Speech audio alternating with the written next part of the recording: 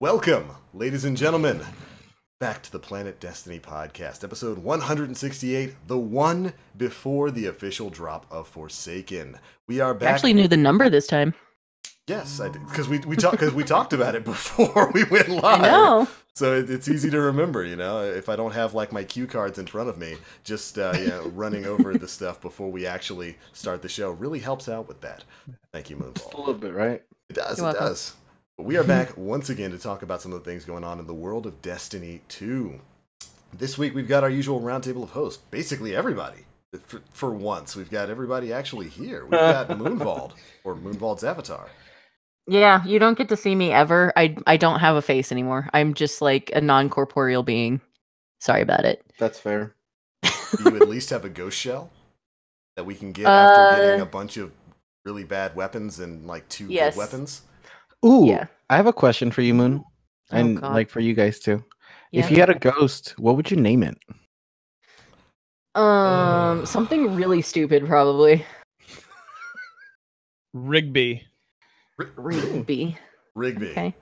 Like, I'm Uh-huh. not reading too far into that. Is that a reference to a cartoon show? It is a reference to a cartoon show, yeah. Then I'm going to tag team with you and say Trash Boat. Trash boat is a great name for. I would call mine Trash Boat. Fuck Truck. Oh! Damn, fuck truck. Back it up, baby. That's what I'm My talking name's Buck.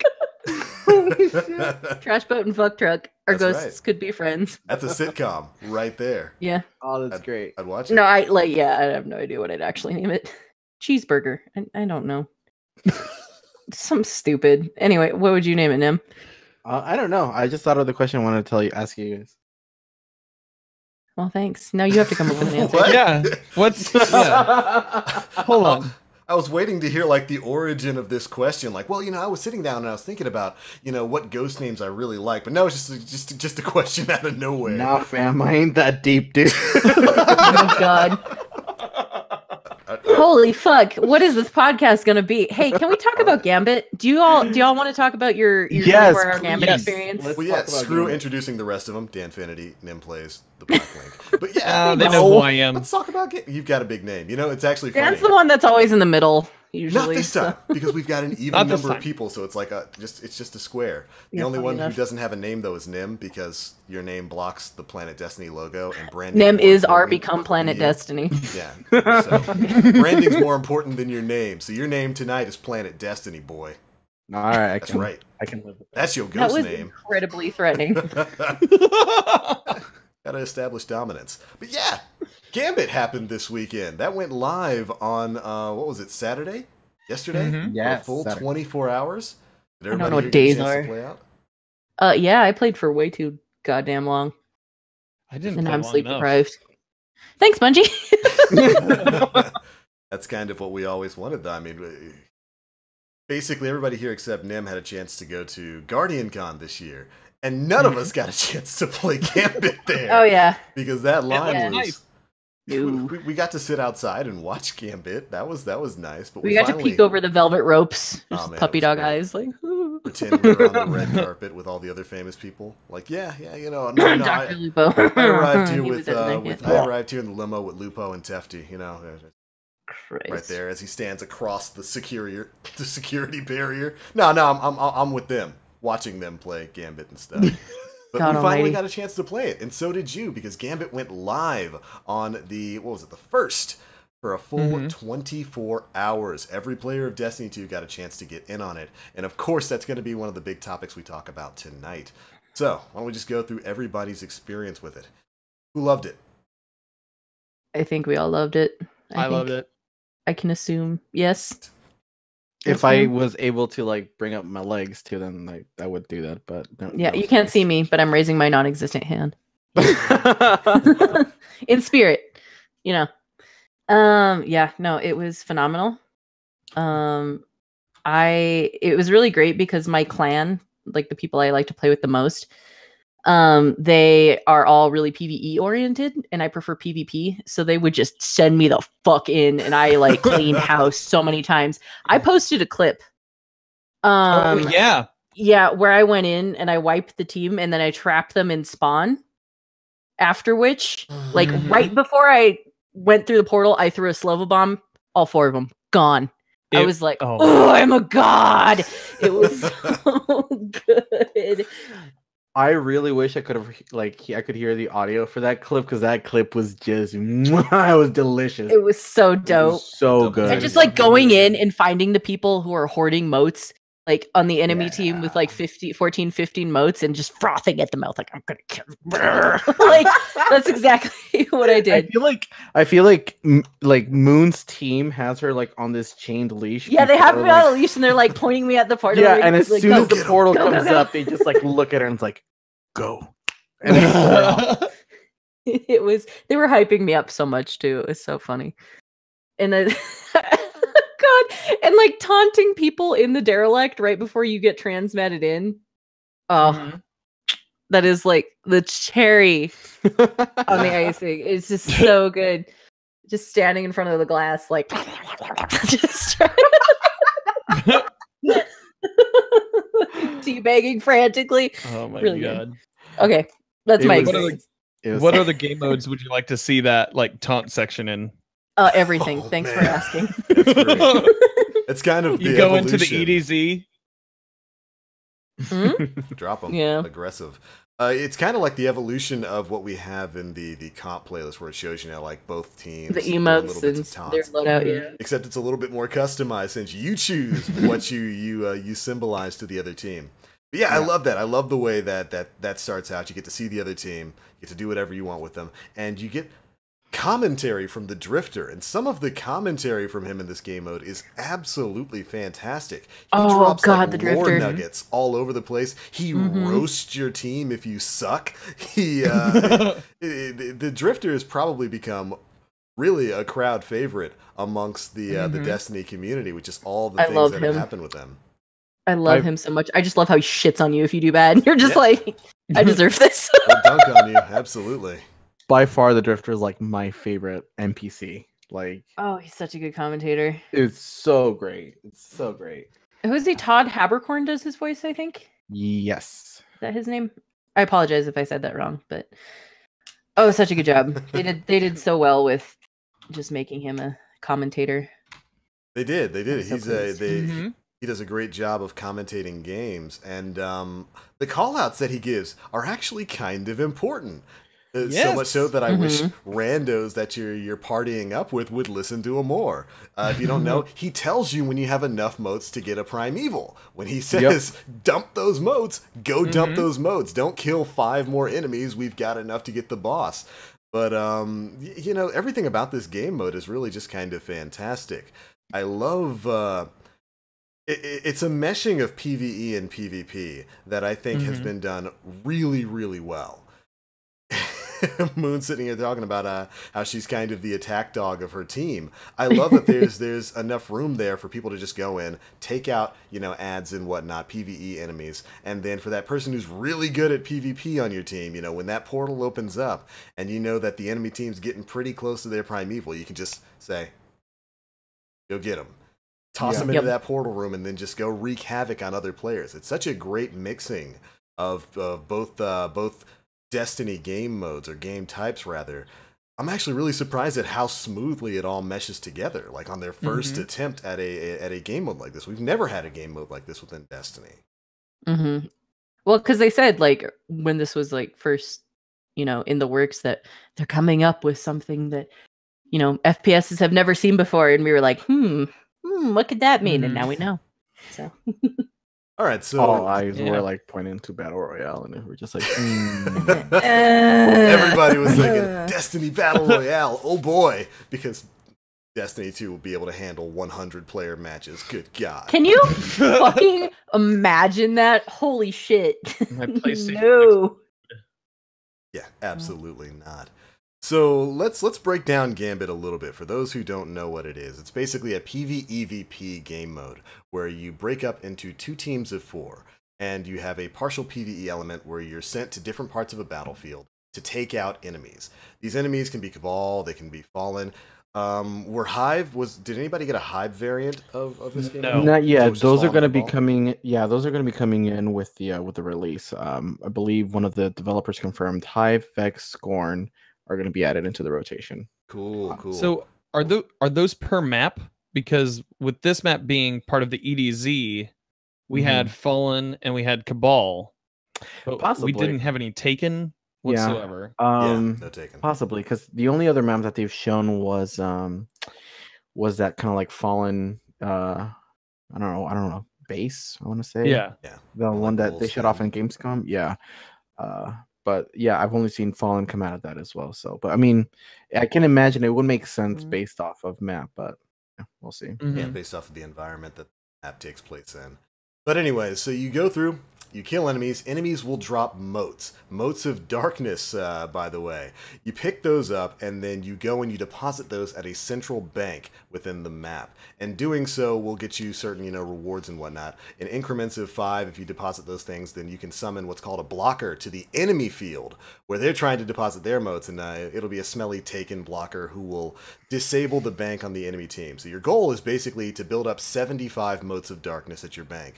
Doing so summons a giant boss, a primeval, and the team that kills their primeval first wins. There are a little bit, there are little intricacies that are added in there periodically throughout this game.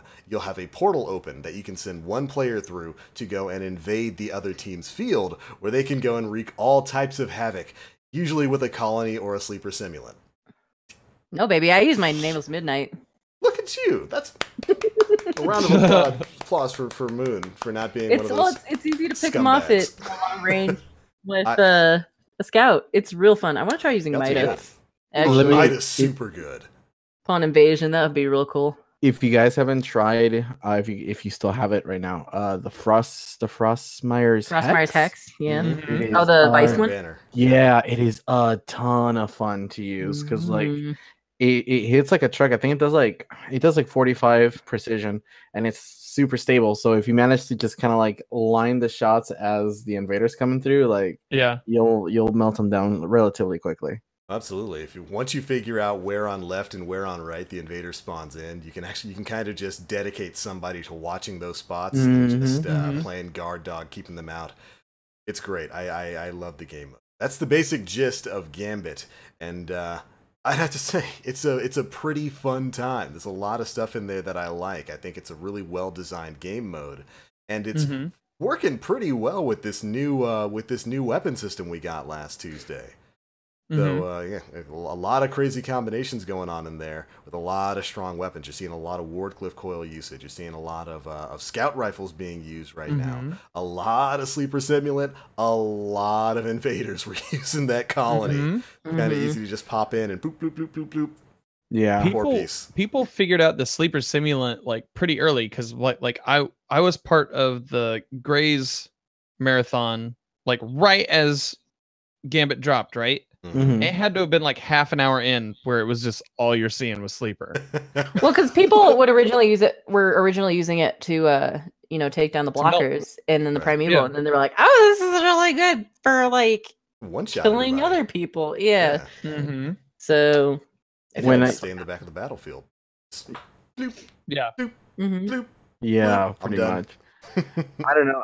I went in there with my Titan, and of course with that Titan mentality, I'm like gonna shoulder charge all of you. It was so great. It was super fun. I loved like going in and just being on the fringes and like a freaking, I don't even know what, just picking people off. Yeah, it's a fallen vandal, something like that. This week marks the first week that I've actually gone back to Reddit, which has been an amazing adventure. Like I've seen, there's a lot of hype over there, and especially everything's about Gambit right now. And people are talking strategies of like, yeah, we have 2 invaders, so like as soon as like one pops up, we can just switch on the fly, or like there was the comic about what different roles you should have on your team. Yeah, that somebody. Yeah. Oh, let me. Yeah. You should have like the banker. Cool. Yeah, that was awesome. It was really cool. If I can find the original, I know exactly where it is. I'll find it. Yeah, that sounds good. That's funny because when Briar, because the first few matches that I had when Gambit dropped was with Briar Rabbit and a couple of his friends for my stream, and like within the second match, it was like, all right, we got to have at least 2 dedicated moat grabbers, and Right. the other two people are just gonna slay. That way, like we have like two consistent, like either like medium blockers or a large and a medium getting sent over to the enemy side, and it was working relatively well. Like we were getting consistent wins by just having set roles for different people. Yeah, that comic was by Zenor C, ZENNOREC on Twitter. And they illustrated like the Destroyer, eliminate enemies quickly. Collector, pick up moats and bank them. Support, like you shot call, you buff allies, debuff enemies, keep the bank area clear. Right. And then you have your invader sent in to wreck the enemy team. Perfect. Beautiful. But yeah, it's just nice to have, because everybody can play their strengths and have a fun time, you know? And it doesn't split you. Like since it's PvE VP or PvPvE or however you want to say it, like because it's that, like you can grab your buddy who's like the trial Sherpa and be like, dude, you're invading for us. You go take care of these guys. Right. Yeah. Right. And yeah, man, we were just trying to melt with the Ikela. I was using the Ikela shotgun, Whisper, and whatever else chat picked for me during that stream, while also wearing a sloth head. So I didn't see much of Gambit. I just saw about half of it.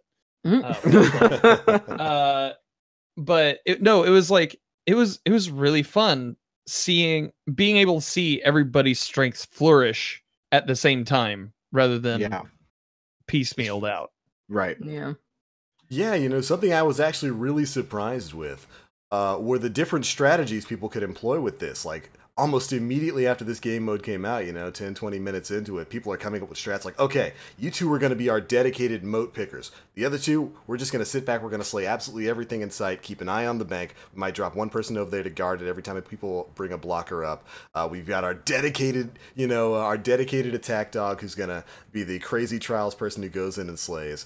And I was just watching different people play it and playing against different teams myself, watching a bunch of different strategies go to work. That was something I wasn't expecting when it came to Gambit. I figured it'd be an interesting game mode, based on the stuff that I had watched. People would be able to move in and play it the way they wanted. But I love that there's kind of an element of strategy to all of this. There are different strategies for burning down the boss. There's different strategies for dealing with intruders that, in particular, I noticed. In one group I was playing with, we had somebody who pinpointed the two spawn locations for intruders, and he would just, when we got to the primeval phase, he would just sit on the left spawn. And if the person spawned left, like he was just standing there, boom, Ikelo shotgun. If the person spawned right, he would whip out Whisper of the Worm, pull up his line of sight, because people generally who spawn on right side, if you're looking towards ruins, coming up from the beach, they usually take a beeline straight for people. So he would just sit there, wait for it, Whisper, boom, shot, dead. Sit back. It was great, and I loved that. I loved seeing how different people were playing this game mode and the different strategies that were being born into it. I think you're absolutely right when you talk about how this is a game mode that has basically something for everyone. If you're a PvE person, you don't need to be afraid of super sweaty PvP. You can jump in here and just kill ads and pick up moats and stuff like that. And if you're a PvP person who doesn't put much time into PvE, you can be that hero who goes in, invades on the enemy team when they've got their primeval at like 30% health. You wipe, or double wipe if you're Moonvaulted, the enemy team, and boom! Death heals primeval. It's good. I love it. Sure I love this do. mode. Also, back out heals Fallout. I saw that on Twitter. That is the thing. Back out heals Fallout. That is the thing. If you're ever playing with him, you know what to do or what not to do. What I love about this is that, of course, it was new content to play, and it's new stuff to do, but like it was such a blast that people just played this for hours on end and were not burnt out on it. And it doesn't get tiring because you can have a different experience every time. And that is literally just a small portion of what we're getting on Tuesday. Like, we're getting a bunch more maps. We're getting a rep system. We're getting armor. We're getting exclusive like quests, tied to Gambit. Like, we're gonna have different weapons to use in Gambit. Yeah, Oh more my God. armor, Different more supers exotics. to use in Gambit. I can't Right. wait to be that So- Void Walker and just go in there and blast Oh my everybody. God, Oh, it's How gonna many be good. how many maps are we getting exactly? I Four. don't Gambit? know. Four? Four. Gambit, man. We're getting four four. maps. That's pretty 4 good. maps. That's sweet. Pretty good. Yeah, and the team did such a fantastic job with this game mode. Like, I am going to literally just drown myself in Gambit. Yeah, same. Mhm. Yeah, you know, And I the believe- story looks like it's gonna be good too. Yeah, I mean, like, I'm not gonna say anything, but I have seen some shit on Reddit. Some very, very spoilery lots stuff. of leaks. Yeah, Lots there's- of leaks are There's out a there floating lot around. out there. My buddy who really doesn't care about spoilers, like the moment like one comes up, like he called me the other day and he was like, Nem, holy shit. Yeah. He's like, I'm not gonna tell you. Yeah. But goddamn. And I'm like, Yeah, Planet Destiny's obviously not going to report on like really spoilery stuff like that. And like, Yeah. again, we're not going to divulge Yeah. that to anybody, but see, I'm not a big spoilery guy myself. Like he knows Yeah. that I don't want to hear anything regarding to like the campaign and stuff like that. So yeah. you know, he's considerate about that. And that's one of the reasons why I as well like won't talk about anything like super into detail, even if I know it here, because Yeah, exactly. spoilers is a big thing that I like to For- respect for other people. Yeah, for a lot of people, it's like a big thing. But Yeah. I will say that I've seen it, and I can't wait to know the context and experience it linearly. I don't know. That's a word. In order. Interesting. So Yeah. I wanted to get everybody's what are your thoughts? What are your favorite things about Gambit right now? If you could pick one particular thing, what would it be? Oh my god. The Drifter. Drifter's so good. I love the Drifter. Like seriously, like every line that he says is just so well delivered. And if you're a fan of the lore, then you're gonna pick up on certain subtle Mhm. of that There's as well. some big lore implications with some of Yeah. the stuff that he's saying. Yeah, Mhm. I Like, thought holy it'd be crap. fantastic. Definitely the Drifter. Can we just talk about how his ship, like how the derelict is just a giant ball of trash Yeah. behind his ship? Like, Literally derelict. oh, it's so good. Yeah, Also the some- Drifter is really good. Interesting lore things Um, with his ship too. Mhm. Mhm. That we'll see Mm. soon. We will see very soon. I think just Interesting. memeing with my friends while playing is great. Like just making Yeah. stupid jokes the whole time. Yeah. I don't know. Oh man. It's just all of it is so good. I don't know it's if a I good can game pick a mode. favorite thing. It's I'd say amazing. invading is my favorite thing probably though. So Yeah, invading I don't- it does feel something that's something special. Now. mhm. Like Yeah. just I don't know, like coming from like a PvE background, like sure you have callouts in the raids and stuff, but nothing as active as this Yeah. is. And like this felt alive, whereas like raids you kind of can get down to the mechanics pattern and just Mhm. really kind of do it for rote. It's a play that you've done. Exactly. But this time, like since anything could change on a dime, Mhm. the spontaneity of what blocker is going to pop up, Mhm. like Yeah. who's coming over to murder my face, because that's Yeah. generally what happens. Exactly. And you can say anything you want about like Yeah. mistakes Bungie has made, but the UI for Gambit and like how you can see what the enemy team is doing and Mhm. how you can tell what you're doing and how you can see your progress go up, and it's so satisfying to like bank all those motes and to kill Mhm. the enemy and to see that clock count down when you're invading, and just they did such a good job with that. They always do, but like Right. Mhm. it's great. It's fantastic. It is. It's a really good game mode. They did a fantastic job with this, and I think I wanted to take a little bit of time to talk about some tips and tricks that everybody might have for those who want to experience Gambit, maybe didn't get a chance to play, and how they can more so refine their abilities when they get a chance to play this in a couple of days when Forsaken comes out. Because there's a lot of tips, there's a lot of things that you could do to help Mhm. yourself within this game mode. In particular, one thing I'm going to have to say, there was somebody who brought it up in chat about matchmaking and whatnot. Matchmaking was kind of broken during Gambit. If like you spawned into a 3v4, you just weren't going to get a fourth. Yeah. They talked about that. That's going to be fixed by the time it jumps in. on Tuesday. But when it comes to matching, you do kind of have to treat Gambit like a comp game. Communication is super important within. Communication is very important. I wouldn't recommend going to Blueberries. You can, but you're gonna have such a better experience if you go in with a full team, right? Yeah, like you're 100%. Go LFG some people if you have to. Just get a team together, make some friends. Because you can solo queue and solo queuing can be great. I did some solo queuing and it was fine, but you're gonna get that one person who just I gotta be the person who goes and invades. I don't have a super. I don't have heavy. I don't even have shotgun ammo, but I'm gonna jump through that portal the very second it opens up, rather than letting the fully supercharged colony Ikelos shotgun wielding golden gun hunter jump through it. Yeah, it's gonna happen, and there's other bits of communication too. I can remember there was a couple of games where we just had this guy, and the dude just like refused to look at his own token score. There were times when he would have like 18, 19 tokens, and he's just running around killing things, and it's like, deliver. How does he have 18 and 19 tokens? Deliver. 14 and 15. Deliver them. It doesn't matter. He had too many. Deliver, and he would just not. He just wouldn't deposit them in the bank. You just watch your Blueberry run past the bank. You'd be like, stop. He would die, and then it's like, there goes the game. Yeah. Grab your motes quick. Yeah, that's. Yep, there you go. Exactly. Just put them in there. Yeah. Don't invade when you have multiple motes. Like if you have over 5, please just put them in the bank before you go through the portal.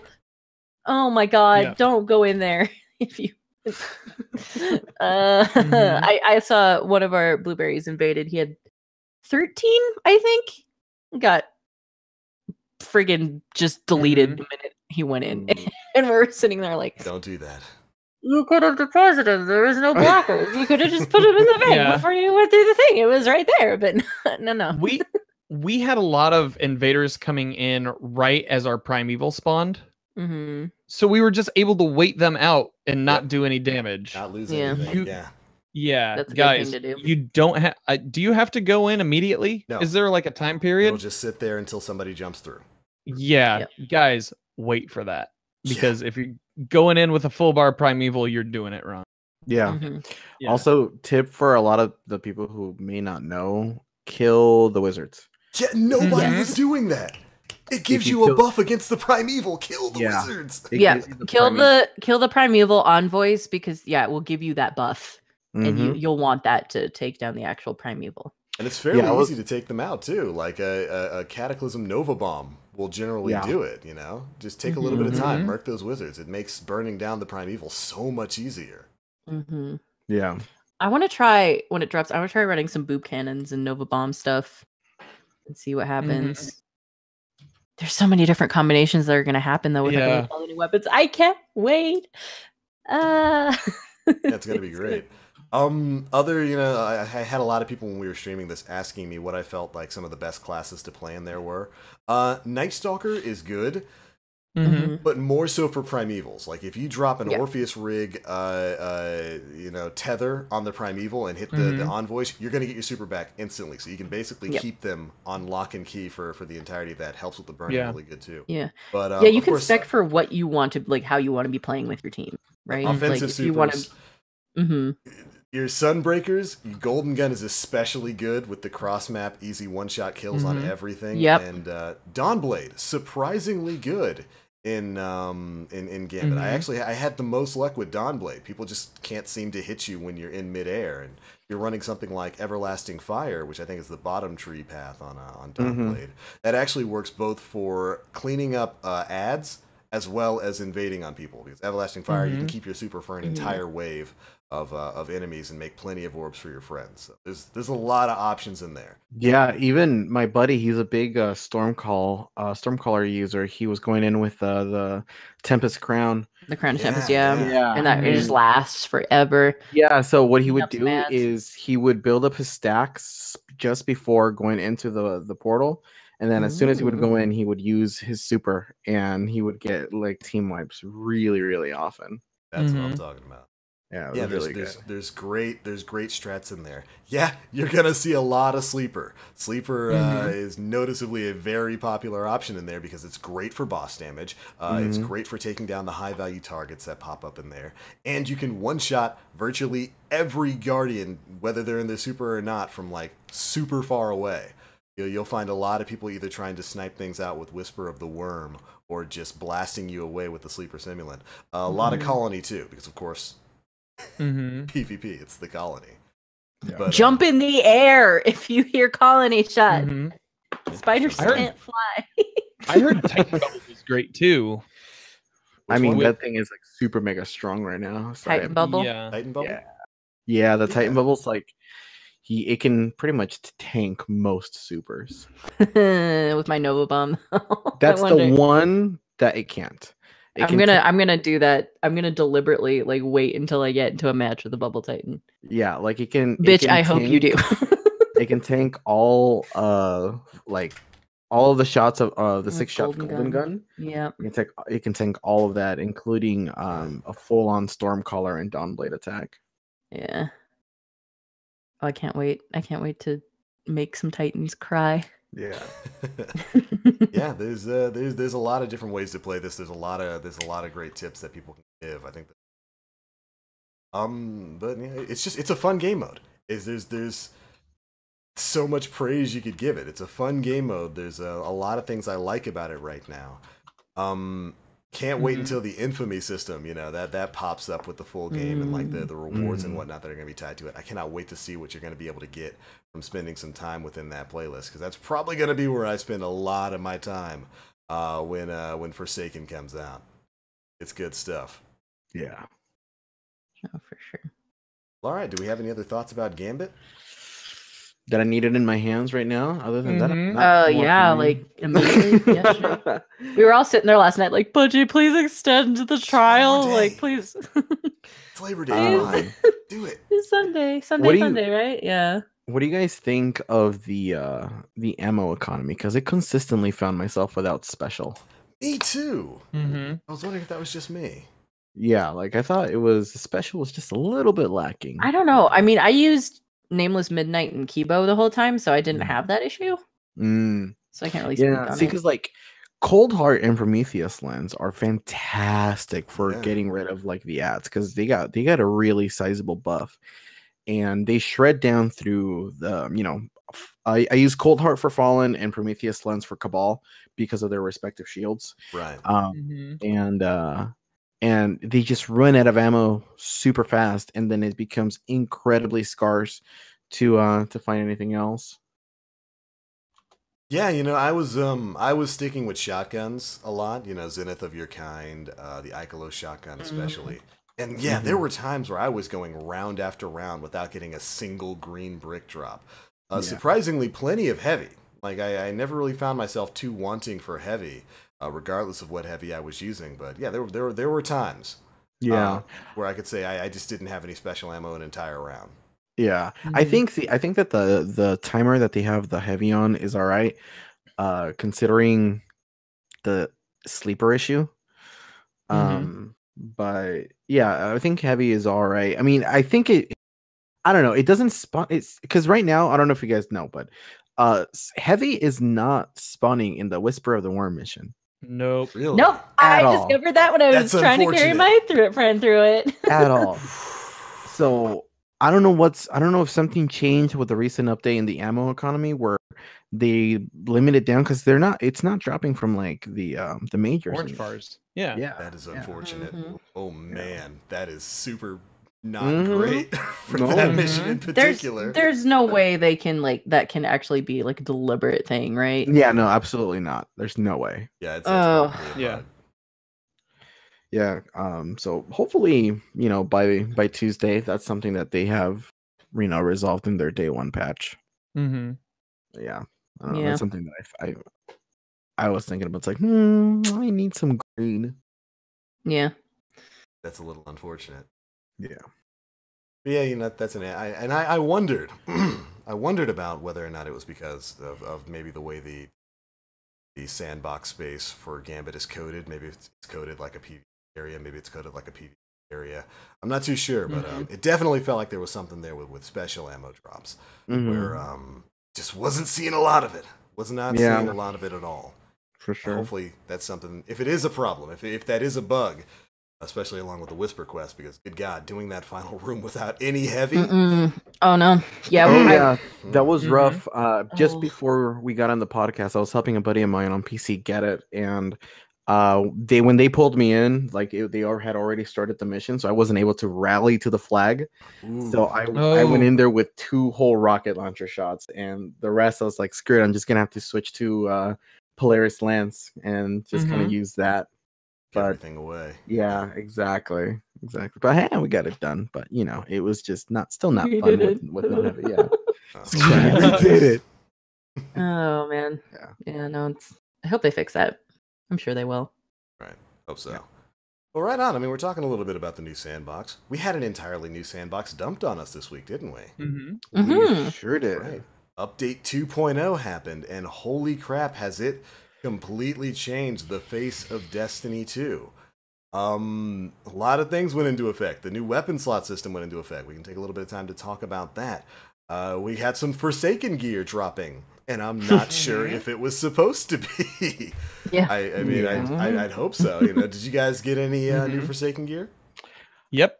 Yes. Got an ugly ass Warlock helmet. I'm sorry, it looks like ugly. A sock. It is pretty. Have you seen the Titan helmet? Yeah. It's like a weird baseball cap, but like but like with like a frumpy lip underneath. Yeah. Like I feel bad for dissing armor and shit because like people designed that, real human people made that, right? Like, but I'm not a fan of it. I like the Titan helmet. I think that looks interesting. The Warlock helmet, not so much. But let me tell you, man, that Warlock robe, it is delicious. Wait, hold on. Were you able to see your torso? Because I got it on mine, and it was just the sash, and then you could just see through everything else. I feel like that's wow. I don't know if that happens on PC as well, but I feel like I've seen that more on consoles than I have on PC. Understandable. Because my pal got the Warlock robes on PC, and like let me tell you, with Mad Monk. Oh boy, they look great. They look so good. I'm so mad about it. But yeah, no, they look great. Except for that weird Warlock sock chopstick thing. Warlock sock chopstick. Yeah. Yeah. Anybody get weapons? Nope. No. I got the auto rifle. A friend of mine got the scout rifle, and it sounds like a staple gun, and that's about all I know about it. Not too bad. For those who don't know, if you do your flashpoints right now, it's dropping Forsaken gear, so might be worth doing it if you haven't already. Also, if you haven't gone and seen Xur, get your fitted engram. It will drop with like the new perk system.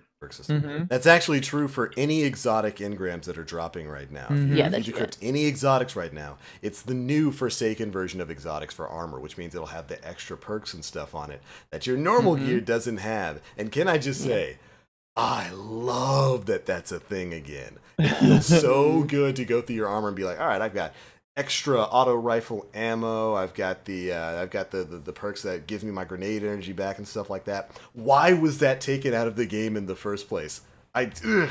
Whatever. It's finally back, and I'm so happy to see that on there. And I can't wait to get all new exotics when Forsaken drops and have those perks back on there. I'm so sick of just saying increased resilience, increased mobility. That's what I wanted. Yeah, it's something that Destiny definitely was in desperate need for. It's so good to see those tier slots again in the armor. Yeah, and, it's like it's just like a breath of fresh air again. It's like this feels good. This feels right. Feels right. It does. Yeah. Well, so nobody here got nobody here got that silly shotgun, huh? No. Unfortunately not. That thing looks fun. There's a shotgun that's dropping from Flashpoints right now. And it's interesting. The Forsaken weapons are dropping with random rolls. right now. Mm-hmm. So you can get like this crazy god rolled shotgun that does penetrative rounds and has maxed out range. It's actually a little bit silly. I got to see some people playing around with that over the course of the week, and it gets me excited. This is what I wanted from Destiny. This is what I've been missing. I'm going to be going and grinding through trying to get the perfect roll of a better Devils and some shotguns and all kinds of stuff. I really cannot wait to get back into that enthusiast type gameplay once Tuesday rolls around. My favorite tweet that I saw this week from Bungie was concerning the Forsaken gear that was dropping, because people were like, "Oh, is this a bug? Is this weird?" Right. And like, I forget. I think it was Dylan. It might have been Dylan who messaged like, "Oh, don't worry, we're gonna patch that out next week." No random gear for you, Billy Plow. Yeah. That's great. It is hilarious that parts like the shaders and whatnot that are on the gear is just temp. Mm-hmm. It just Yeah. says Yeah, and you're like, placeholder temp. That doesn't bother me, Bungie. I don't mind seeing behind the curtain for stuff like that. Put more new things in the game right this second, please. That's I love kind it. of Who knew that interesting. Ryan from The Office was going to be a mod? Oh my god. Good reference. Good I appreciate reference, that, Dan. I Appreciate it. appreciate I love you the guys. hell out of that. Now that Meg is not here, we need Dan for the pop culture references. Dear God. Yeah, I live under a rock, so I'm gonna miss like all of them. Oh, fucking shoes same, to dude. fill. Big same. We also got a really, really cool Vidoc this week from Bungie, talking about a lot of things to come within the coming year, which is, first of all, fantastic. The fact that we finally have some kind of insight into what Black Armory is, Joker's Wild, Penumbra. I want Penumbra Months right now. and months and months. Season of before- Redacted. Yeah, exactly. Season like of that's Redacted. Season of Redacted is just gone. I think that's a huge step for Bungie, because of course, for everybody who's played since the D1 year one days, we don't know what was happening in the coming months. It was dark times, man. Get like what you get. yeah, it was like, here's House of Wolves. We'll see you in fall. And it was like, it was like, okay, We got a thing. Don't worry about it. yeah, exactly. We have a plan. I can't give you exactly all of the plan, but we have a plan. Just trust us. But no, like they unveiled like everything that's coming with the annual pass, and I think that's fantastic. They've outlined what everybody's getting and what's coming with the annual pass. Let me bring that up on here. But as just alone, that was such a huge step for them to do. Because again, communication is key. Yeah. Yeah, absolutely. I would 100% agree. I think one of the most important things Bungie did this week that I guess kind of got pushed to the wayside thanks to Gambit coming out was that Vidoc, and in particular showing what's coming with the annual pass content and what's coming in the free season stuff that's available to everybody. So you've got your premium pass stuff with the annual pass, and you've got the free seasonal content that's going to be coming every couple of months or so. Yep. It's no secret that a lot of people have been questioning, whether or not the annual pass content releases are going to be worth it, because we didn't know really what was coming within it. And that Vidoc was exactly what they needed to do. It was exactly what they needed to show off when it comes to that content, what you're getting, the things you can look forward to, and the fact that it's coming in like 3-month intervals. I'm sold now. I'll buy the annual. Yep. I actually hadn't bought. I hadn't bought the annual pass yet. I'll buy it now. I know what's coming in it, so I can defend that. Yeah. I was sold by the loading of a certain barrel weapon, like a drum barrel. Like it was, I was going to say, to chat, if you were wondering why I was sitting back here being the smug Link for just a couple of minutes, it's because we're getting something back that I have wanted since we left Destiny 1, and something that I have harped on time after time after time after time after time here on this show. Heavy machine guns are coming back. Yes. My baby is And coming back. those are going to be falling under the free seasonal update. So that's not going to be tied to the annual pass. So everybody can take a deep breath and enjoy your hopefully Thunderlord. It looked like a Thunderlord, man. Yeah. Give me back my Nemesis Star. Nemesis Star, underrated LMG. That thing was stupidly good in PvP. Yeah. This Vidoc showed that we are indeed getting heavy machine guns back. If you haven't checked it out, you should definitely go look up that Vidoc. There's some really fantastic information in there. But in December, we're getting those things back, and I will absolutely 100% maintain. I see, you know what? Shout out to the chat right now. I see my buddy Black Fox talking about give me my BTRD. Patrician taste on that gentleman. But I'll maintain this is they're coming back because of the weapon system change. I always believe that the reason we lost LMGs with D2 is because of the change to weapon slots and whatnot, and LMGs probably would have caused their fair share of problems within the meta of D2 with the old weapon system. But now that things have been changed, you can kind of wield whatever you want, wherever you want. There's no reason to not have them, so bringing them back. And it feels good. Could not be happier. In December, obviously, along with this, we're the event that's coming along with that season is going to be the Dawning is returning as well. Yep. For the free seasonal updates, because that season is, by the way, is going to be called Season of the Forge. Right. So everything that's going to be available to all of the players is going to be the heavy machine guns. They're going to get new weapons, new Crucible content, Iron Banner, gameplay updates, and seasonal ranks as well. And what belongs to the annual pass of that is going to be the Black Armory, which is, of course, the annual pass, which in the description here, it reads, discover weapons of light and fury.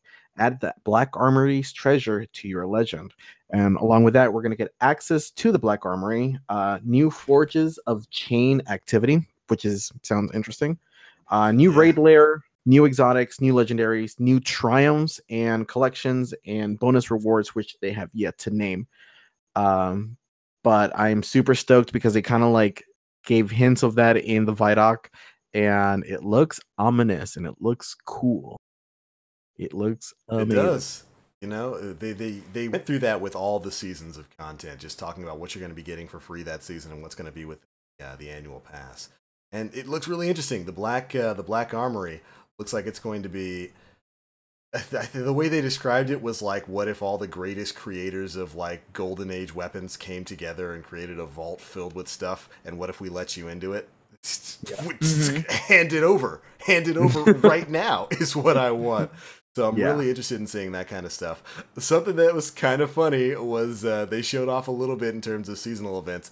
Festival of the Lost coming back. Yeah. I'm so excited. I wanted that in the first year because it's so pretty. Visually, it's super pretty. Is, in my opinion, the best looking festival. Yeah, I'm gonna have to agree with you there.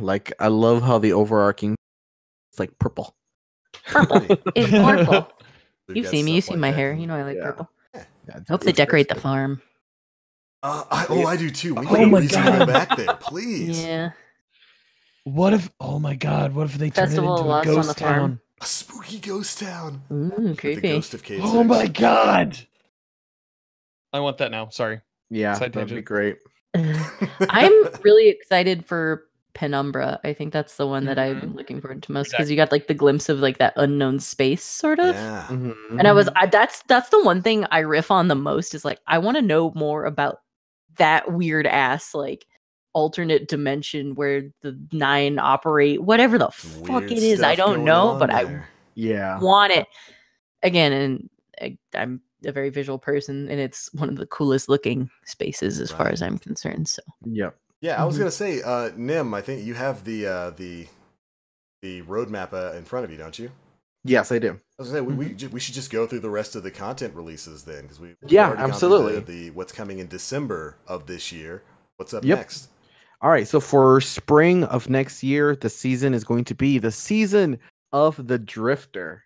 And along, just like the Season of the Forge, for everything that'll be available for everyone, weapons, Crucible content, Iron Banner, gameplay updates, seasonal ranks, and an event to be announced. So we have a bit of a mystery with that. And as far as for the annual pass content, we're getting Joker's Wild. the description for that we have: Gambit was only the beginning, and the Drifter is ready to deal you another deadly hand. And for that, of course, we're getting new activity experiences.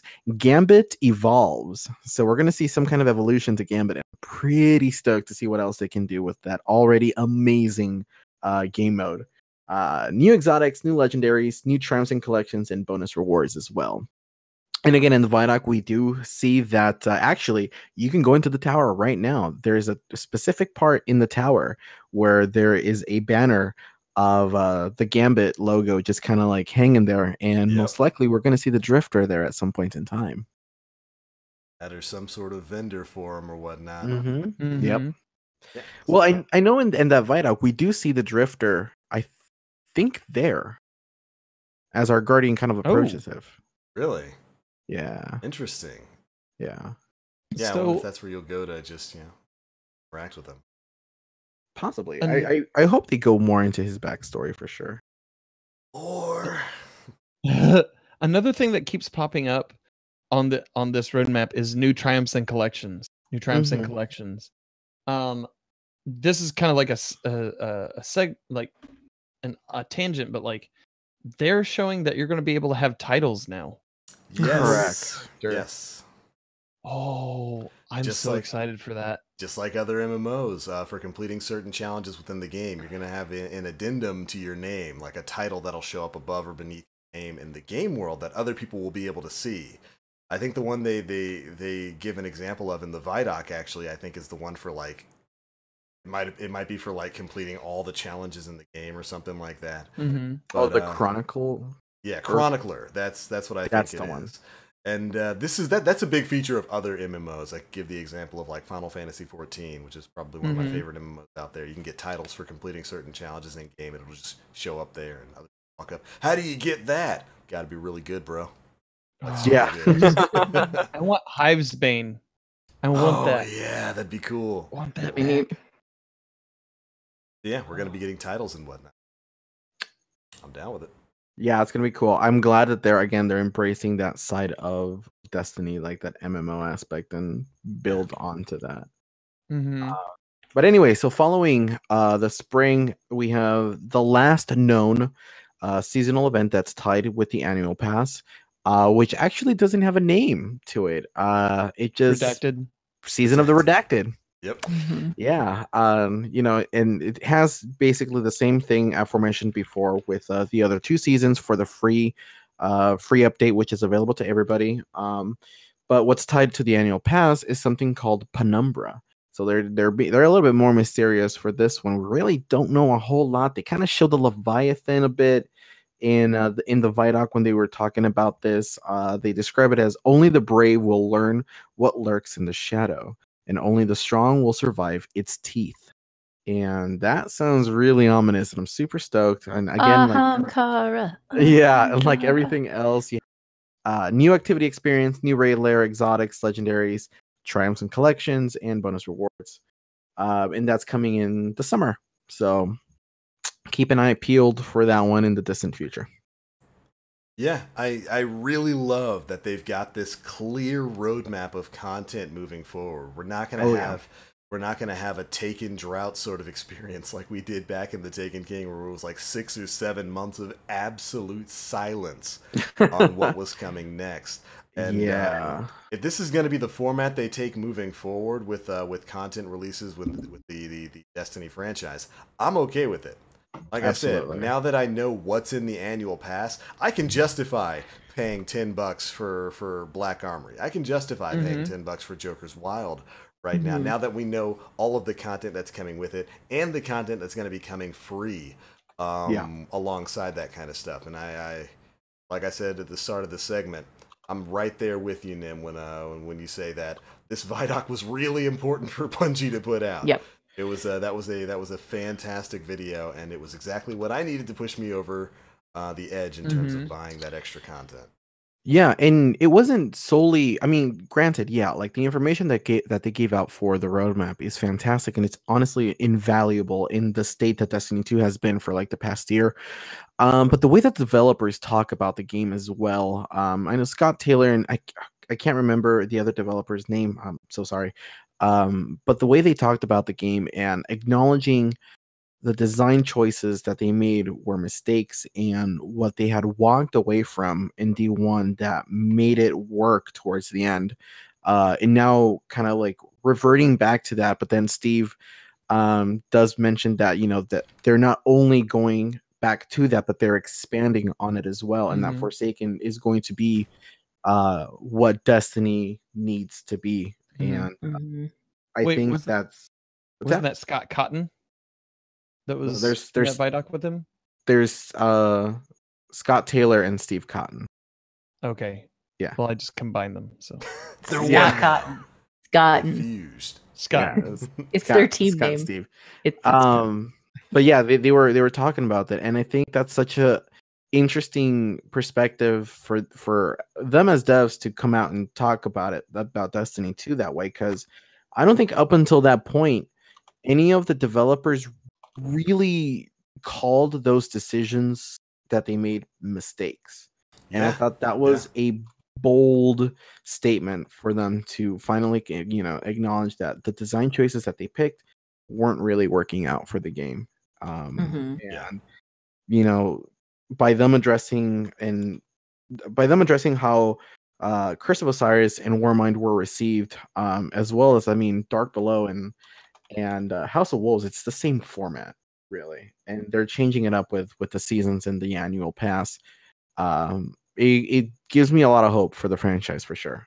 I don't think it's a stretch to say that this past year of Destiny 2 has been a probably the single largest example I can think of in terms of the gaming industry of a developer eating crow.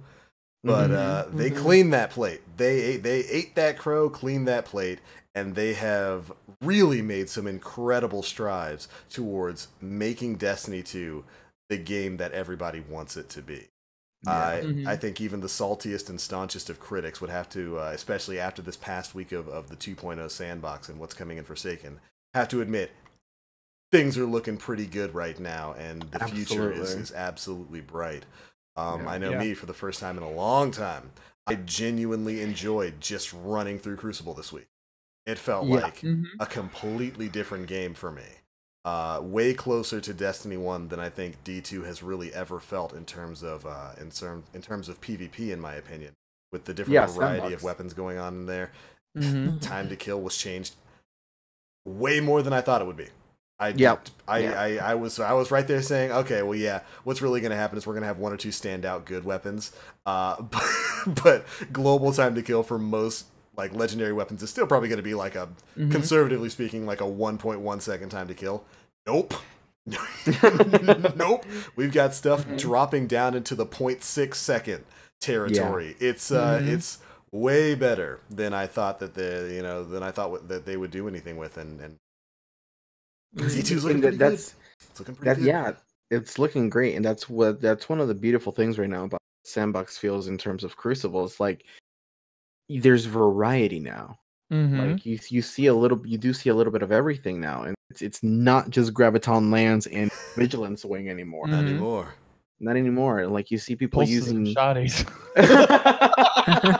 There is a lot of shotguns. Yeah, there is a lot of shotguns. And at some point we'll need to talk about the skull. But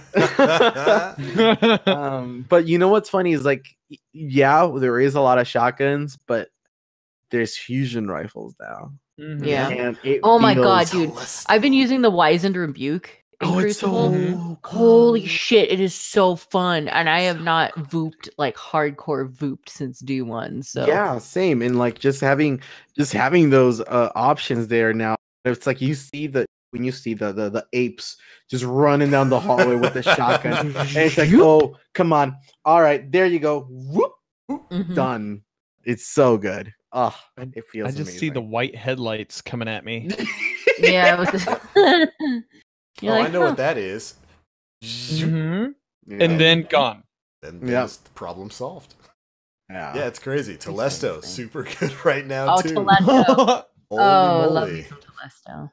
That is a power weapon in a special weapon slot, and I hope it stays that way because it's great. I'm loving it. I'm loving it. PvP has been the most fun right now, outside of a mayhem week that I think I've ever had with D2. Oh, yeah. I actually got to my second Valor clear and got the Ghost from Crucible. Nice. That says something because I have not done that much in Crucible in a while. Yeah, you're not. You haven't been doing the PvP thing, really. Not really, no. And like now it feels like that. Like there's enough variety and enough many more people to come and kill me. Because can we talk about like this game being free on PlayStation as well? Yeah. Oh yeah. I love seeing all like the little tiny kindergartens just getting bodied in the Crucible because they're not being protected by matchmaking right now. You got to learn like everybody else, Grunt. Yeah. If you've got the PS4 and PS Plus, it is free right now. GG Bungie, great way to get people to buy your new DLC. That was a great move on their part. I ain't mad. Do your thing, Bungie. But yeah, you know, and one thing in particular I really wanted to bring up and bring praise to. Whoever's idea it was to do what they did with the special ammo economy in PvP, bravo. You did good. You deserve the raise and the Christmas bonus and a unicorn or whatever mystical animal we can find next. Because special ammo in PvP, I was so afraid that that they were basically going to revert things to the way special ammo works in year 3 of D1, which is better than D2, but still not great. And the system you have right now is fantastic. You spawn with special ammo basically every time you respawn, and killing people drops their special ammo, and you can pick it up. It is a little funny to get into that fight with your teammates who I guess feel it's their right to come take the green ammo drop from the guy that you just killed. I guess that's okay. But same with Heavy. Yes, same with Heavy. But I was so pleasantly surprised with the special ammo economy in PvP. Just being able to spawn in every light with a couple shots of, or every life with a couple shots of, you know, my shotgun available to me. Just being able to get those drops from people. Yeah, they did good. They did really good. Well done, Bungo. Yeah, well done. But yeah, so Insurmountable Skull Fort. Do you guys think it's gonna get nerfed? Explain why it should be, Nim. Why would they nerf that helmet that nobody used before last Tuesday? All right, so with update 2.0 and the sandbox changes, Shoulder Charge, Shield Bash, and Hammer Strike are now one-shot kills in the Crucible.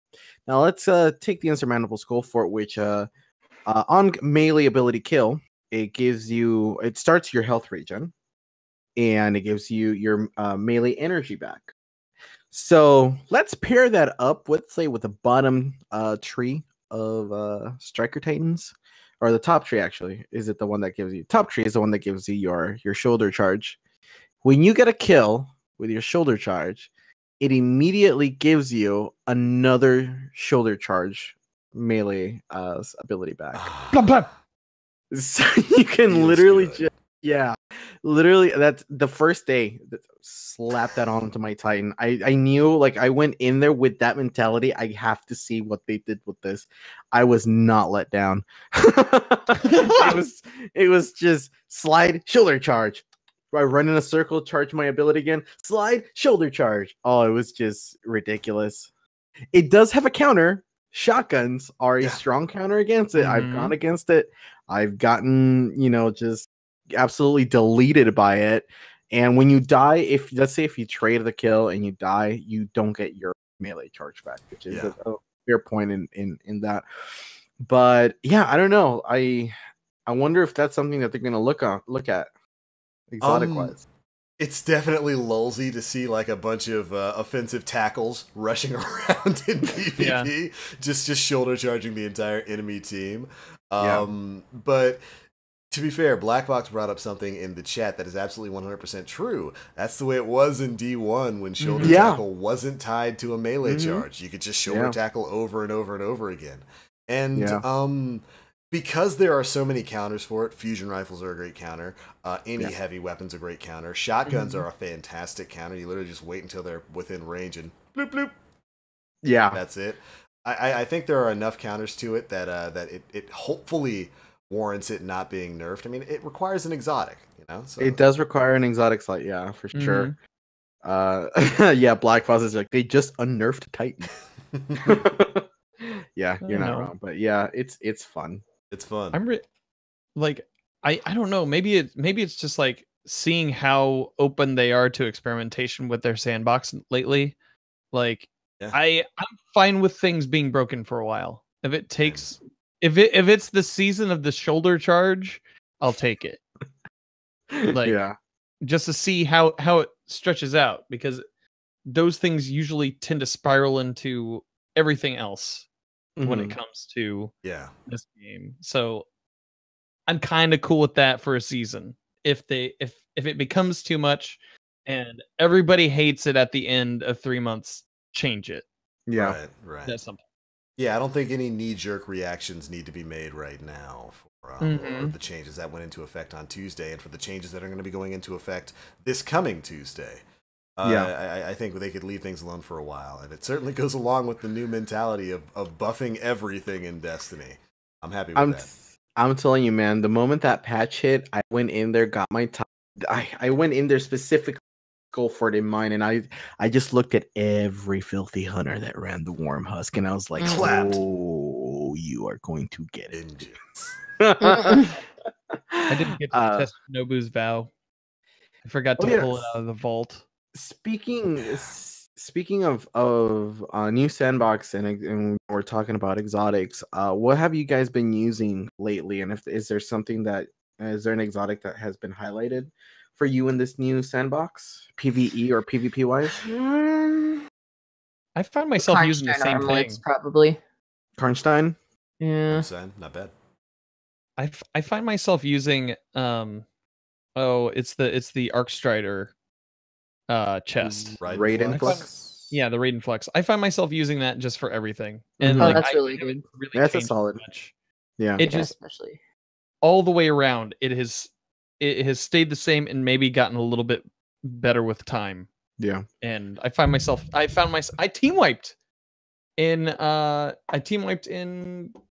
quick play the other day and was astounded because I don't do that. Yeah, for sure. What about you, TBL? I have really been pleasantly surprised with the Suros regime. That's actually become like my most solid primary for the past week. That's the thing that I keep finding myself going back to, because of course on the first day or two I was just going through every weapon trying to see how each one changed, how each one feels and whatnot. And the Suros has seen a pretty sizable buff with the changes made to PvP. You can run spinning up right now. When you get to some of the lower parts of the magazine, like 15 bullets and below, it's like 37 to the head. So it kills really quickly with spinning up. And there's a couple of really cheesy combinations you can run with. One of my favorites is one that's kind of making its way around the community now.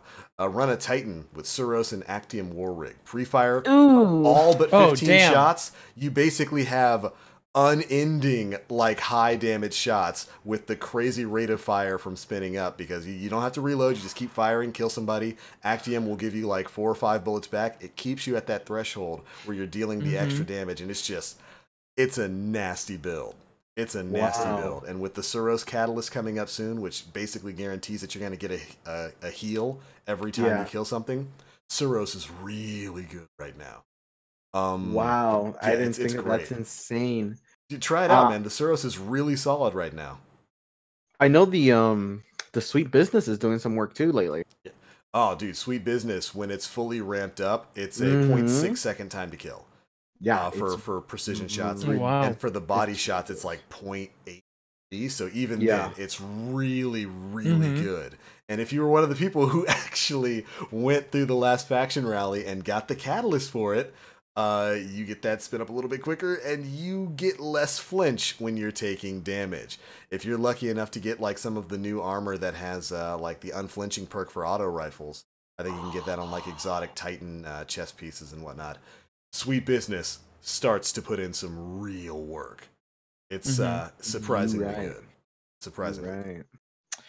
I've been really like using the Skull of Dire Ahamkara. Yeah. You cannot pay me to wear that ugly thing. No, It's good though. It's like fine. the best. It's mine.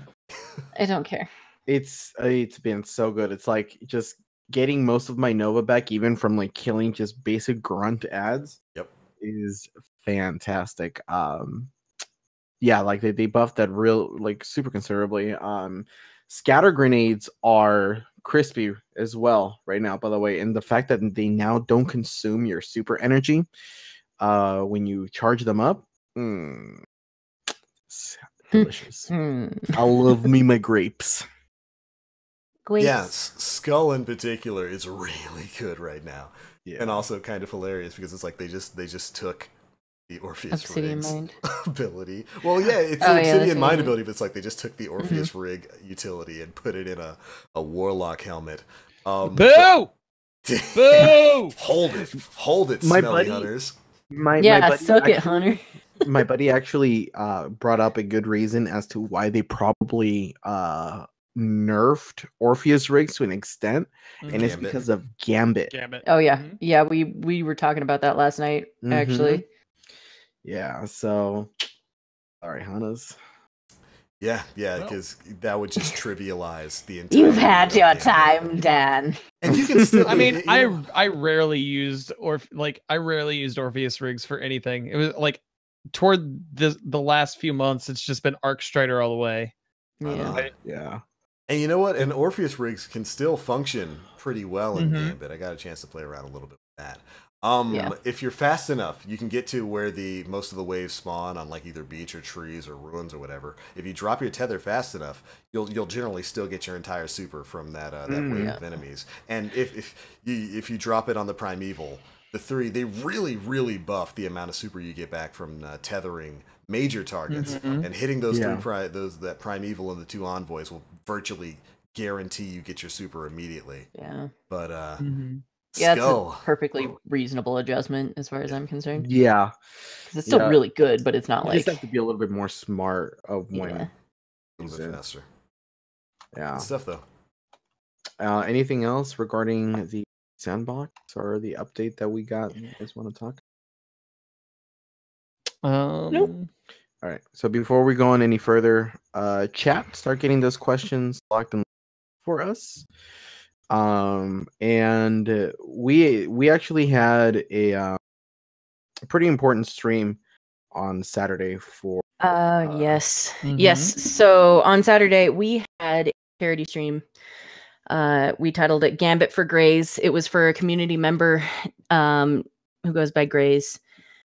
He unfortunately recently lost his wife to cancer. And he has 2 children. So we decided, let's show him what the Destiny community is made of. We already know that we're, incredibly generous and we want to help every Guardian we can.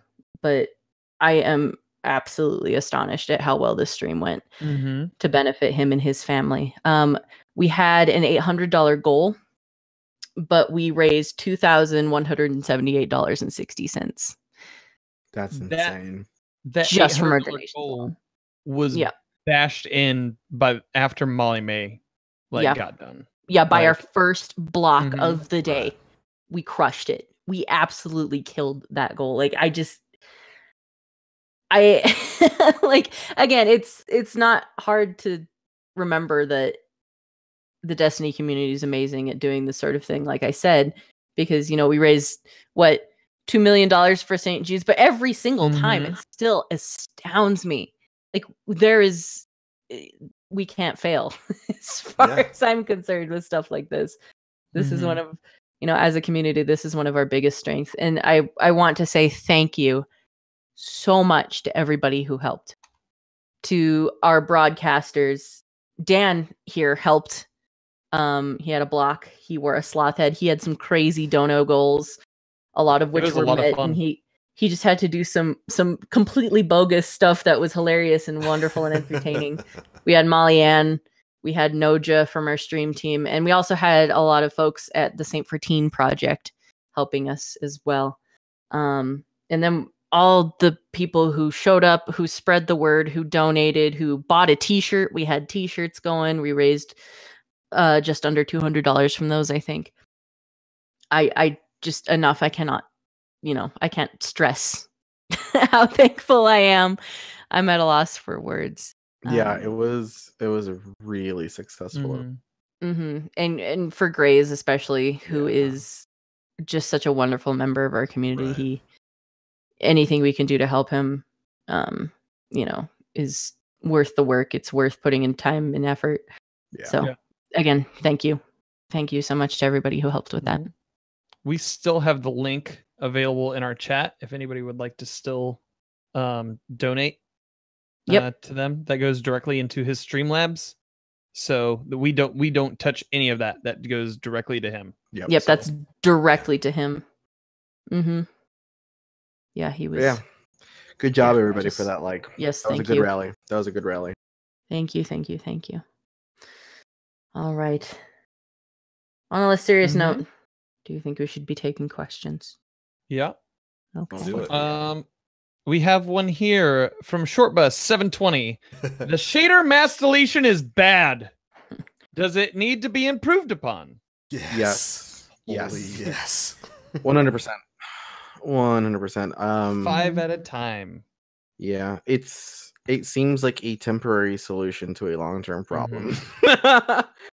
Yeah, I wish you could pick the amount of stacks that you can that you want to delete. But again, I don't know jack shit about how the coding works. This is just something, that I wish it was one of those things like, hey, you want to delete 5, 10, 20, 50 stacks of this particular shader, then are you sure you want to delete these shaders? Then bada bing, bada boom. Do you think that that's also tied to the Glimmer economy though as well?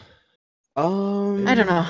I don't know. It's impossible to say, right? Like we can't look into the back of the clock theoretically and see what's happening. So obviously the shader issue is way more complicated than most people realize. I remember back, several months ago when they first addressed the shader issue, they were like, yeah, the reason we can't do that is because we tried it in our systems and it broke everything.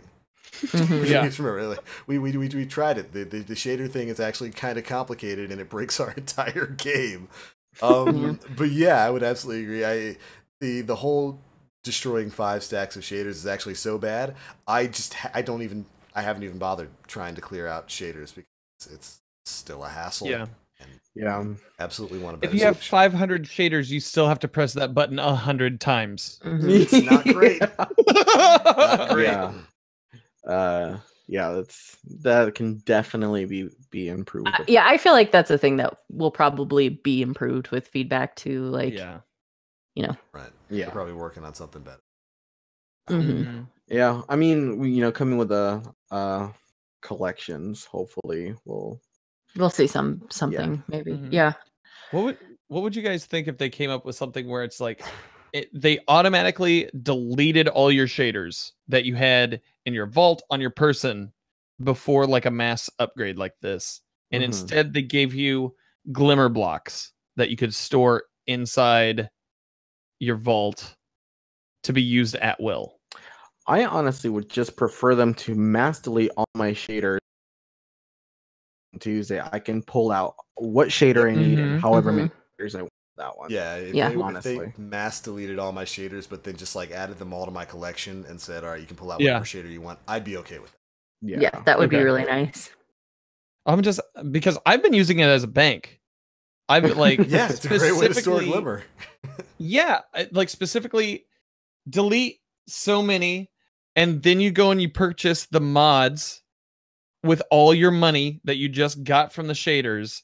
That way you have all the mod things going into Forsaken. Those seem to still be important because they said that you could go ahead and delete them prior to Forsaken coming. Right. So it's an odd thing. It's just another part of the economy that not a lot of people talk about in this game. Yeah. And I mean, it definitely seems like, a way to go around if you really want to prep for Forsaken, if you want to get as many mod components as you want, meanwhile retaining your Glimmer. Personally, I don't give a shit, so I just deleted all my all my mods and everything. I went in my vault and I was just like delete. Yeah, I'm in the same rid of boat. I all just of don't them. care. Yeah, I deleted everything and I was just like, I looked at the shader. Like I didn't even realize that like it was over at Rahul until I went Yeah. to like Decrypt Engrams and then it had a He's second page. responsible for nothing now, other than deleting your shaders. You don't have to go to them for legendary engrams. They just decrypt now. And I Like, kind of hope you it ju- stays that way. You just go to him and he's basically like, "I'll take your paint. That's fine." Yeah. We should have given Raul to Aldrin. Take him instead. Take this one instead. Take this one. He's more valuable. Yeah. All right. Moving on. Mega Magwitch. If Who? you had to eat, Who's that? he's some guy from Indiana. If you had to eat cereal every day for breakfast, but you had to use a different liquid than milk on it, which gross. cereal would you eat, and what would you pour over it? You have to pour something over it. Oh my lord. Chai tea is my Okay. liquid that's coming to mind. Okay. Hey, what But cereal? I'd have to have like a bland cereal. I would Like frost, like just flakes, just corn flakes. Something like that, maybe. I don't know. Maybe Rice Krispies and chai. I would have to say cinnamon toast crunch Okay. A man of with taste. rum chata because I'm an alcoholic. Starting the Nem day is off trying right. to die, apparently. Yeah, it's good Uh, stuff. What do you consider a liquid? It would be my question because I'm thinking some yogurt with like honey bunches of oats with almonds. Oh, that might not That be actually bad. doesn't sound bad. Fun Yeah, I fact, think- that's I my think snack. That's my just like daily a snack. parfait at that point, isn't Yeah, it? it is. It is. Yeah, it is a 100%. parfait. Never Parfait mind. bowl. I mean, I think Never that still mind. counts. Also, doesn't horchata count as like a milk substance? Kind of. But it has rum. No, that doesn't. Okay, whatever. Give me vodka and the Captain Crunch berries. I will throw Ooh, up. Crunch berry. Ugh, vodka and cereal. What about you, TBL? That's interesting because as a kid, sometimes I would pour a bowl of orange juice and eat cereal out of that. And so this is the thing I've already done, Mega. I did this challenge X number of years ago, we'll say. I saw some interesting answers in chat, like melted peanut butter. I feel like I would die because it would get stuck in my throat, and that would just be the end of the Black Link. Melted ice cream would probably work fairly well, but cereal would definitely be Captain Crunch. Yeah, definitely Captain Crunch. I don't care how much of the roof of your mouth gets cut up. That is a patrician melted. cereal. Melted sherbet with Captain Crunch. Melted sherbet. That'd be Speaking of peanut butter, Black Vox, crunchy or creamy peanut butter? 100% serious question. I like both. I hate this question because I like both. I'm gonna have to go with creamy. Creamy's pretty Yes. good. Yeah. I don't I'm know. a I can crunchy use dude. creamy peanut butter for more like baking things, so I guess creamy. You know, I mean, Did you- Crunchy's good though. Like I don't know, man. Mhm. That's a hard question. Did you guys ever have like my parents, maybe this is a Midwestern thing, but my parents would do like a peanut butter and honey sandwich Oh yeah, we did that too.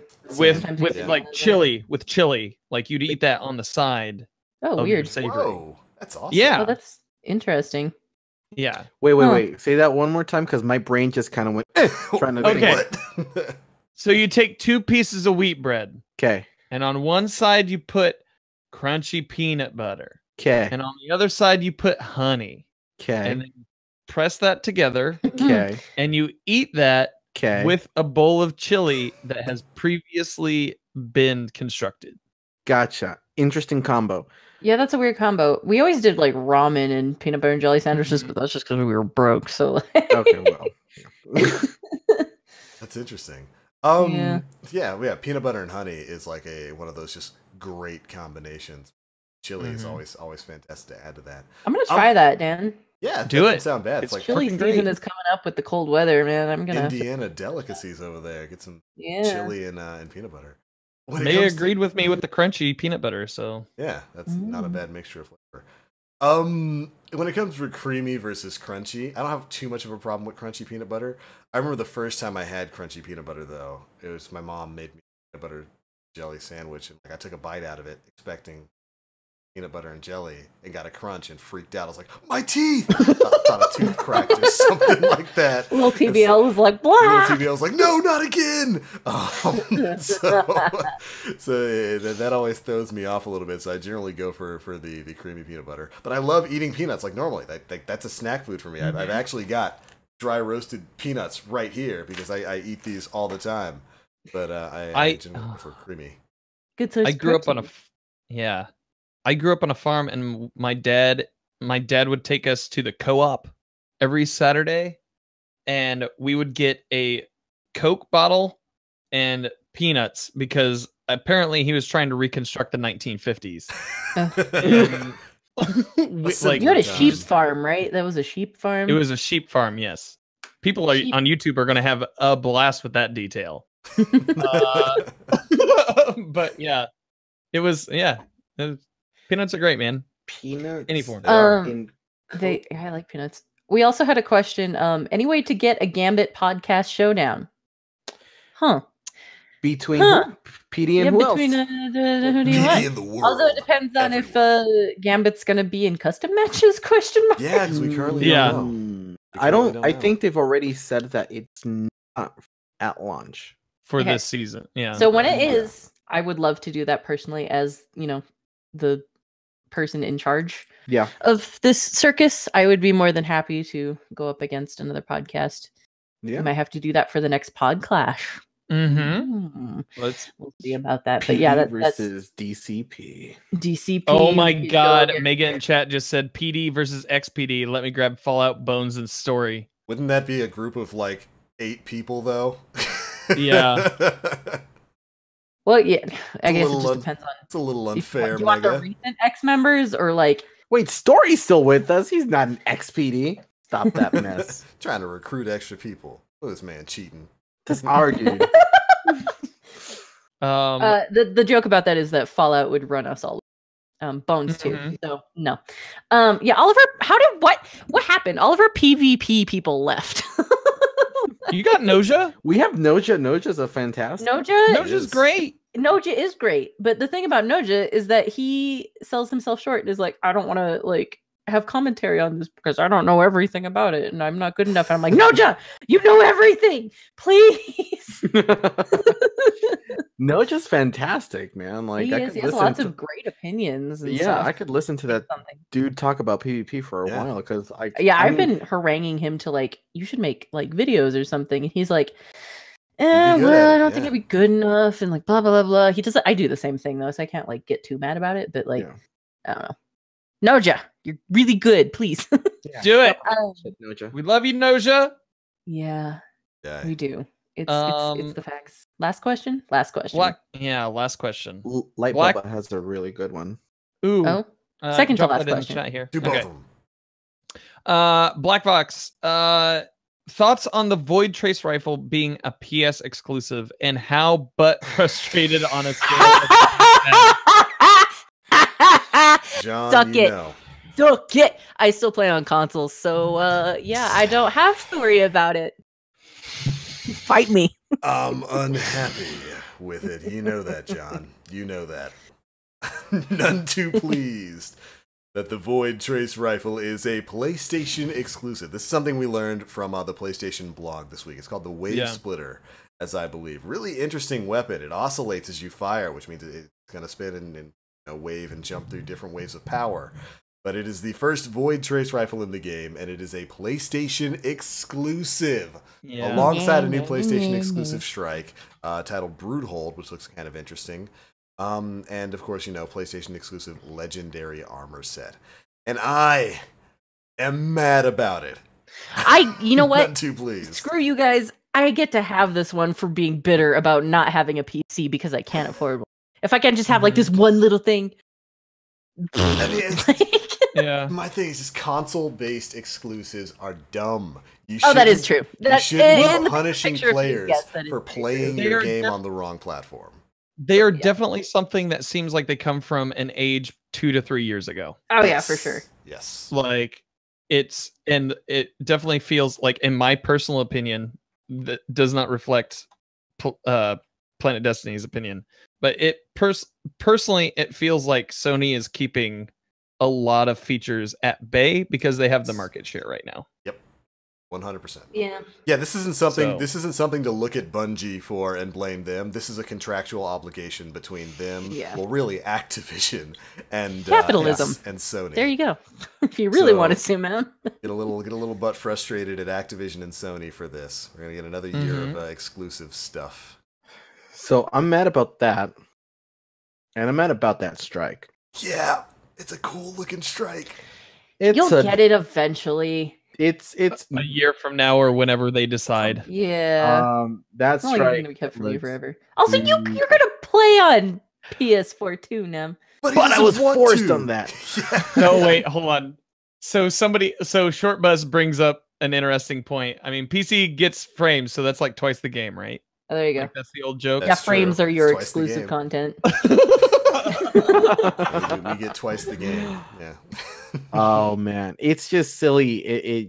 And absolutely butt frustrated that the last of the trace rifles that for the collection is a freaking exotic, man. Well, we just talked about it with Clintus last week. We just talked about that. I wasn't here for this one. It's weird that they would make the Void trace rifle the PlayStation exclusive one, because we're getting another solar trace rifle, aren't we? Well, the exotic, the one that you can draw dicks with. Oh, that's a fusion rifle, though, isn't it? Yeah. Isn't that what that is? Yeah. Okay. I believe the 1,000 voices is linear. Yeah. Linear fusion. Oh, okay. I think so. I think it's gonna be one of those. The one that you can draw dicks with. I'm glad that's how we recognize that gun and its identity. Thank you, guys. It's already canon. It is the dick gun. It's the dick gun. Dick. I'm not gonna go. Did y'all remember? We're gonna stop that now. Yeah. When Holtzman did an entire trials match just drawing dicks on the walls with the Prometheus lines and then just doing the ABC up until the match was literally over. Great times. That was great. Yeah. Holtzman, quality great. content. You did good, Pat. Good. Did good. Yeah. We miss you, Pat. Oh man. All right. Last question. Because Light Bubba says it's gonna feel weird coming back to this game. How much has Destiny 2 changed from Destiny 1? In your opinion, let's make it in your personal opinion. It's been a roller coaster. Yeah, that's how I would describe it. Yeah. It was some changes in a bad way, but now they're fixing it, so I think it's fine now. Let me put it to you this way: if you haven't played D2 at all, and you're coming into D2 right now, pre-Forsaken, you're gonna kind of feel right at home in terms of how the sandbox is right now, because you did miss out on the very rough casualization approach that they had with Destiny 2 and the super crazy meta that was year one. So it's gonna be fine right now. Like, you'll fit right in.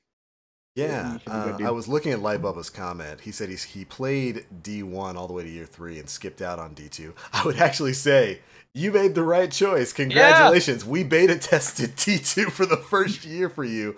And now it's free on PS4. Great time to jump in. For all the people who are just now jumping into Destiny 2 for the first time, this is probably the absolute best time for you to jump in, because it's in a way better state now than it was when it launched a year ago. I wish I could.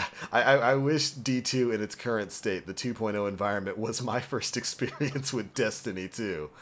There's a lot of things that you're probably gonna like. There are a lot of improvements over Destiny 1. Grappling. Oh, believe me, the first time you jump towards a cliff and like miss it by a little bit, and your character grabs it and pulls himself up, you're gonna be like, "It's a good game." This is a good game. A lot of the best features of D1 are finally back in the game, as it were now. I see you talking a bit about random PvP drops. Random rolls are going to be a thing in Forsaken moving forward. Currently in the game, things drop with static rolls, so guns will have a preset roll on them. But random rolls are going to be a thing that comes back in the future. Thankfully, it's not going to be as bad as it was in D1. You're going to have a new mod system that allows you to customize your weapons a little bit, at least a little bit, with some of the mods and whatnot on there that allow you to put some of the tier 1 perks back in D1 back on your weapons, like counterbalance and stuff like that. But yeah, I would say you're getting in on the game in the 2.0 environment. You didn't have to worry about the nonsense that happened in year 1. It's free on PSN right now. This is the week to jump in, test it out, see if you enjoy it. If you do, you know, maybe go ahead and pick up Forsaken and enjoy what the new expansion has. But I would say, Light Bubba, you picked the perfect time to actually try out D2, and I would recommend that to everybody else who hasn't played D2 yet. This is the time to get into the game. Why not? It's free.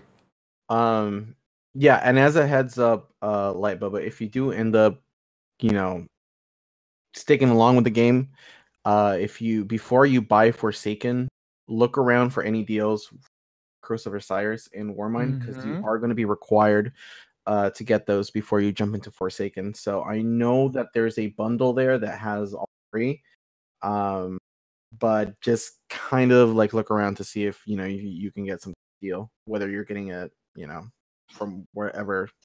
Yeah, on PSN they really need to make a bundle deal with Forsaken and the other DLCs and just wrap that all into one. Kind of require people to own it, like an MMO does for the new content. Yep, good stuff. Now's a good time to get into it. I would say D2's as it is right now, pretty good game, and it's about to get a lot of extra stuff added to it. So good timing with that. Yeah. Well, all right. Got something to say, Dan? A good point. Yeah. Yeah. I just love you guys. That was what I was going to say. Dan, love you, brother. Love you too. What a wholesome statement to end this episode on. That is a good enough stopping point for now. Thank you so much, ladies and gentlemen, for tuning in to episode 168 of the Planet Destiny podcast. This is going to be such an exciting week. We are literally just 2 days away, or less than 2 days now, from the official drop of Forsaken. It is, well, remember, it drops in the middle of the day on, drops at what, 10 o'clock? 10 o'clock on Tuesday. It's like the middle of the day. 1 p.m. Eastern. What a weird time to drop DLC. Like, well, remember when it used to be 1 or 2 o'clock in the morning PST, or like 5 a.m. for us over here, which was fine. Screw you, West Coasters. Hey, hold it. Yeah, Forsaken is coming out, and next week is going to be a wild, wild week. Make sure you're staying tuned to the Planet Destiny channel, to all your favorite content creators. No doubt going to be lots of video content going up over the next week, and I cannot wait to come back for the podcast next week and talk about all the things we've learned about Forsaken. It is going to be a time. That is going to be it for the show today. Thank you all so much for tuning in. If you're here in the live chat right now, make sure you're going through, figure out who we're going to be rating at the end of tonight's show. But before I have somebody.